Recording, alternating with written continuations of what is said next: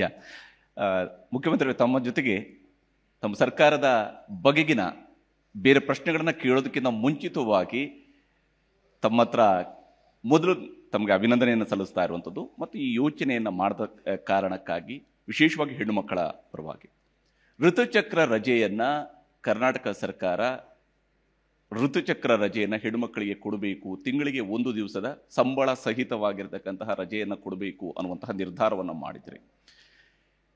ಏನಿದೆ ಈ ಯೋಚನೆ ಯಾಕೆ ಬಂತು? ಸರ್ಕಾರದ ಮಟ್ಟದಲ್ಲಿ ಏನು ಚರ್ಚೆ ಆಯಿತು? ಹೊಸ ಯೋಚನೆ ಏನಲ್ಲ, ಬಹಳ ವರ್ಷಗಳಿಂದ ಇದು ಈ ಬೇಡಿಕೆ ಇದ್ದೇ ಇತ್ತು. ಈ ಬೇಡಿಕೆ ಮಾಡಬೇಕು ಅಂತೇಳಿ ಭಾಳ ಜನ ಮಹಿಳಾ ಸಂಘಟನೆಗಳು ಮತ್ತು ಸರ್ಕಾರದಲ್ಲಿ ಸಾರ್ವಜನಿಕರು ಇದನ್ನು ಕೇಳ್ತಾ ಇದ್ದರು. ಸೊ ಇದು ಯೋಗ್ಯವಾದಂಥ ಬೇಡಿಕೆ ಅಂತೇಳಿ ಈ ಬೇಡಿಕೆಯನ್ನು ರಾಜ್ಯ ಸರ್ಕಾರ ತೀರ್ಮಾನ ಮಾಡಿದೆ. ಒಂದು ದಿನ ಈ ಋತುಚಕ್ರ ಅವರಿಗೆ ವೇತನ ಸಹಿತವಾದಂಥ ರಜೆಯನ್ನು ಕೊಡ್ತಕ್ಕಂಥ ತೀರ್ಮಾನವನ್ನು ಸರ್ಕಾರ ಕೈಗೊಂಡಿದೆ. ಬಹುಶಃ ನನ್ನ ಪ್ರಕಾರ ಇದು ಹಳೆಯ ಡಿಮ್ಯಾಂಡು ಮತ್ತು ಸರ್ಕಾರ ತೆಗೆದುಕೊಂಡಿರ್ತಕ್ಕಂಥ ತೀರ್ಮಾನವೂ ಕೂಡ ಯೋಗ್ಯವಾದಂಥ ತೀರ್ಮಾನ ಅಂತೇಳಿ ನಾನು ಭಾವಿಸ್ಕೊಂಡಿದ್ದೇನೆ. ಈಗ ತಮ್ಮ ಸರ್ಕಾರದ ವಿಚಾರಗಳಿಗೆ ಬಂದಾಗ ಬಹಳ ಮುಖ್ಯವಾಗಿ ಚರ್ಚೆಯಲ್ಲಿರುವಂಥದ್ದು ಯಾವತ್ತೂ ಕೂಡ ಗ್ಯಾರಂಟಿ ಯೋಜನೆಗಳು.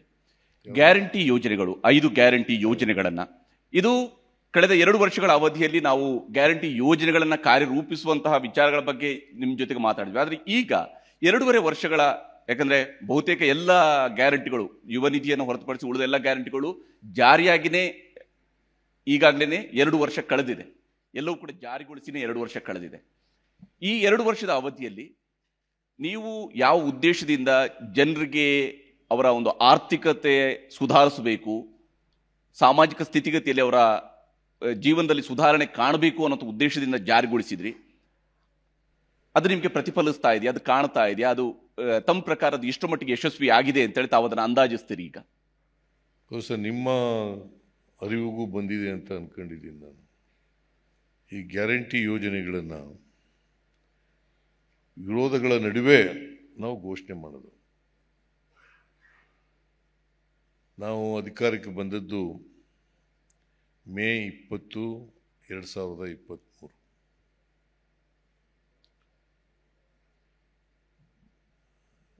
ಅದಕ್ಕಿಂತ ಮುಂಚಿತವಾಗಿ 5 ಗ್ಯಾರಂಟಿ ಯೋಜನೆಗಳನ್ನು ಘೋಷಣೆ ಮಾಡಿದ್ದು.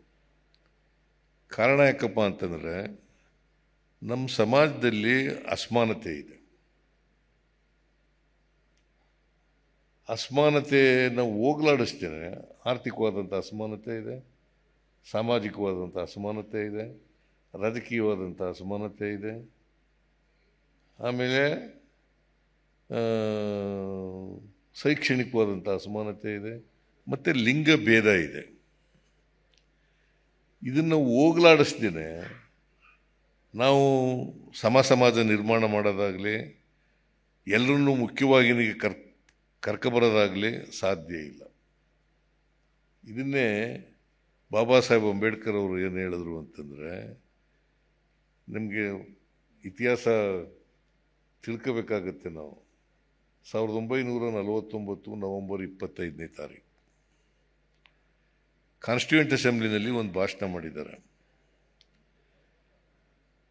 ಒಂದು ದಿನ ಈ ನಮ್ಮ ಸಂವಿಧಾನ ಅಂಗೀಕಾರ ಆಗೋದಕ್ಕಿಂತ ಮುಂಚಿತವಾಗಿ ಭಾಷಣ ಮಾಡಿದ್ದಾರೆ. 1949ರಲ್ಲಿ 1949 ನವೆಂಬರ್ 25. ಹೌದು, ನವೆಂಬರ್ 26ಕ್ಕೆ ಸಂವಿಧಾನ ಅಂಗೀಕಾರ ಆಗುತ್ತೆ. ಆದರೆ ಅವರು ಏನಂತ ಹೇಳಿದ್ದಾರೆ ಅಂತಂದರೆ, ನಾವು ರಾಜಕೀಯ ಸ್ವಾತಂತ್ರ್ಯ ಬಂದಿದೆ, ಈ ರಾಜಕೀಯ ಸೌಧ ಗಟ್ಟಿಯಾಗಿ ಉಳಿಬೇಕಾದ್ರೆ ನಾವು ಅಸಮಾನತೆಯನ್ನು ತೊಲಗಿಸ್ತಕ್ಕಂಥ ಕೆಲಸವನ್ನು ಮಾಡಬೇಕು. ಆರ್ಥಿಕ ಪ್ರಜಾಪ್ರಭುತ್ವ ಮತ್ತು ಸಾಮಾಜಿಕ ಪ್ರಜಾಪ್ರಭುತ್ವ ಸಿಗಬೇಕು, ಎಲ್ರಿಗೂ ಸಿಗಬೇಕು. ಅದು ಸಿಕ್ಕದೆ ಹೋದರೆ ಯಾರು ಅಸಮಾನತೆಯಿಂದ ನರಳ್ತಾರೆ ಆ ಜನನೇ ಸ್ವಾತಂತ್ರ್ಯದ ಸೌಧವನ್ನು ಧ್ವಂಸ ಮಾಡಿಬಿಡ್ತಾರೆ ಅಂತ ಹೇಳಿದ್ದಾರೆ. ಸ್ವಾತಂತ್ರ್ಯದ ಸೌಧವನ್ನೇ ಧ್ವಂಸ ಮಾಡ್ತಾರೆ ಅಂತ ಹೇಳಿದ್ದಾರೆ. ಅದಕ್ಕೋಸ್ಕರ ನಾವು ಅಸಮಾನತೆಯನ್ನು ಎಲ್ಲಿವರೆಗೆ ತೆಗೆಯೋಕ್ಕಾಗಲ್ಲ, ಅಲ್ಲಿವರೆಗೆ ನಾವು ಸಮಾನತೆಯನ್ನು ತರಲಿಕ್ಕೆ ಸಾಧ್ಯ ಆಗಲ್ಲ. ಅದಕ್ಕೋಸ್ಕರ ನಾನು ಹಿಂದೆ 2013ರಿಂದ 2018ರವರೆಗೆ ಇದ್ದಾಗ ಅನೇಕ ಕಾರ್ಯಕ್ರಮಗಳನ್ನು ಮಾಡಿದ್ದು ಈ ಅಸಮಾನತೆಯನ್ನು ತೊಲಗಿಸ್ಲಿಕ್ಕೋಸ್ಕರನೇ.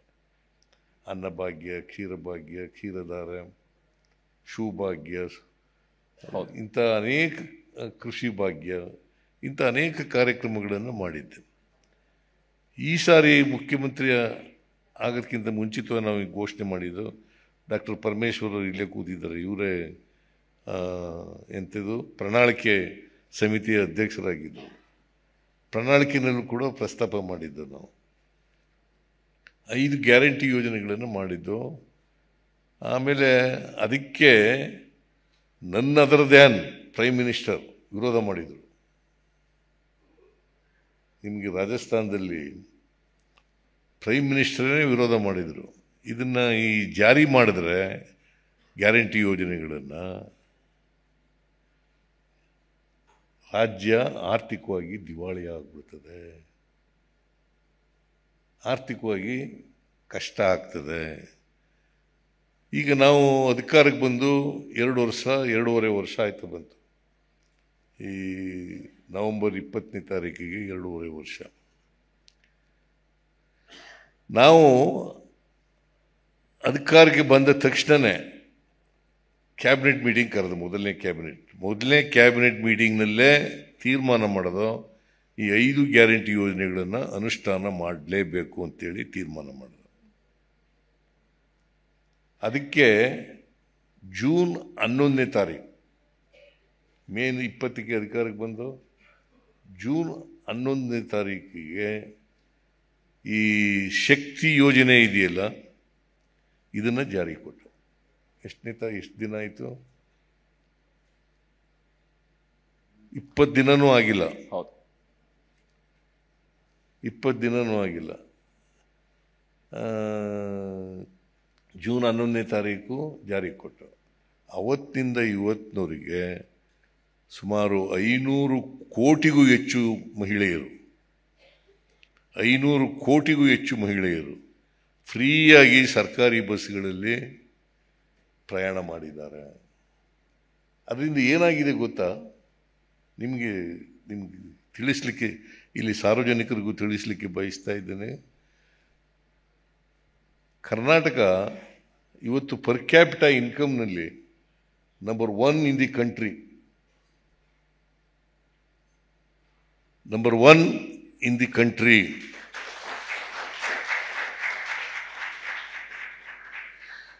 ಜೊತೆಗೆ ಈ ಸಾರ್ವಜನಿಕ ಕ್ಷೇತ್ರಗಳಲ್ಲಿ ಹೆಣ್ಮಕ್ಳು ಪಾಲ್ಗೊಳ್ಳುವಿಕೆ ಜಾಸ್ತಿ ಆಗ್ತದೆ. ಎಂಪ್ಲಾಯ್ಮೆಂಟ್ನಲ್ಲಿ ಈಗ ಸಿಕ್ಕಿರ್ತಕ್ಕಂಥದ್ದು 23% ಬೆಂಗಳೂರಿನಲ್ಲಿ ಸಿಕ್ಕಿದೆ, 23%. ಹುಬ್ಳಿ ಧಾರವಾಡದಲ್ಲಿ 21% ಸಿಕ್ಕಿದೆ. ಸೊ ಇದರಿಂದ ನಾವು ಶಕ್ತಿ ಯೋಜನೆಯಿಂದ ಭಾಳಷ್ಟು ಆರ್ಥಿಕವಾಗಿ ಸಾಮಾಜಿಕವಾಗಿ ಅಷ್ಟೇ ಅಲ್ಲ, ಮತ್ತು ಹೆಣ್ಮಕ್ಳು ಭಾಗವಹಿಸಿಕೆ ಜಾಸ್ತಿ ಆಗಿದೆ, ಅವರ ಉದ್ಯೋಗದ ಪರ್ಸೆಂಟೇಜು ಜಾಸ್ತಿ ಆಗಿದೆ, ಪರ್ ಕ್ಯಾಪಿಟಾ ಇನ್ಕಮು ಜಾಸ್ತಿ ಆಗಿದೆ. ಇದು ನಾನು ಹೇಳೋದಲ್ಲ, ಅಧ್ಯಯನ ಮಾಡಿರ್ತಕ್ಕಂಥವ್ರು ಹೇಳಿರ್ತಕ್ಕಂಥದ್ದು. ಈಗ ನಾನೇ ಹೇಳ್ಕೊಂಡ್ರೆ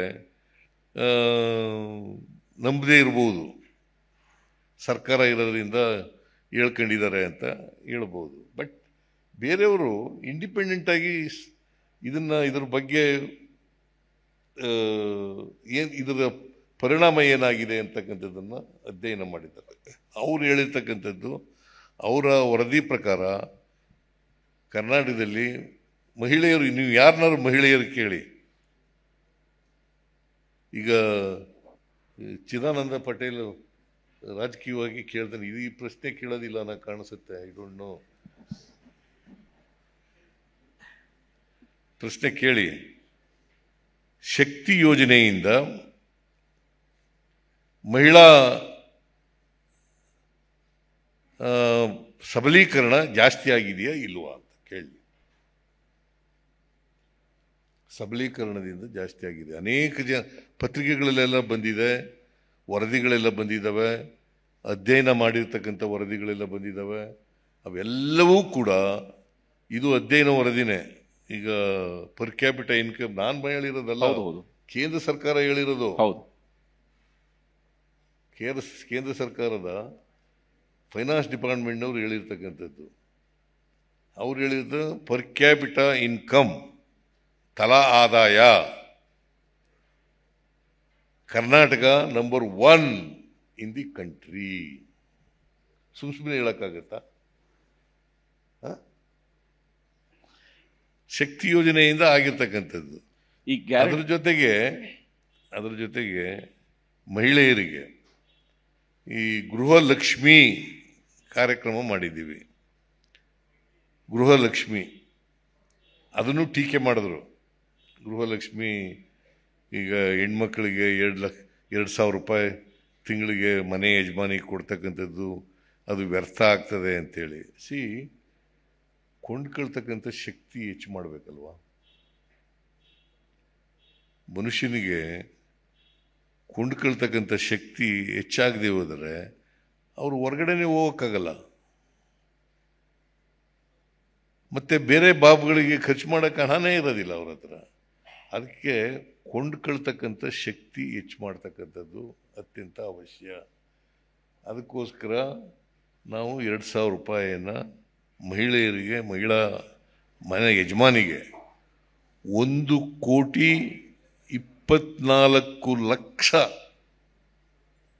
1,24,00,000 ಮಹಿಳೆಯರಿಗೆ ತಿಂಗಳಿಗೆ 2,000 ರೂಪಾಯಿನಂತೆ ಕೊಡ್ತೀವಿ. ಯಾರು ಟೀಕೆ ಮಾಡ್ತಾ ಇದ್ರು ಅವರೇ ಕಾಪಿ ಮಾಡಕ್ಕೆ ಶುರು ಮಾಡಿಬಿಟ್ಟಿದ್ದಾರೆ. ಈಗ ಯಾರು ಟೀಕೆ ಮಾಡಿದ್ರು 2,000 ರೂಪಾಯಿ ಕೊಡೋದು ಸರಿ ಇಲ್ಲ ಅಂತೇಳಿ ಅವರು ಅದನ್ನ ಕಾಪಿ ಮಾಡಕ್ಕೆ ಶುರು ಮಾಡಿಬಿಟ್ಟಿದ್ದಾರೆ. ಅನೇಕ ರಾಜ್ಯಗಳಲ್ಲಿ ಕಾಪಿ ಮಾಡಿದ್ದಾರೆ.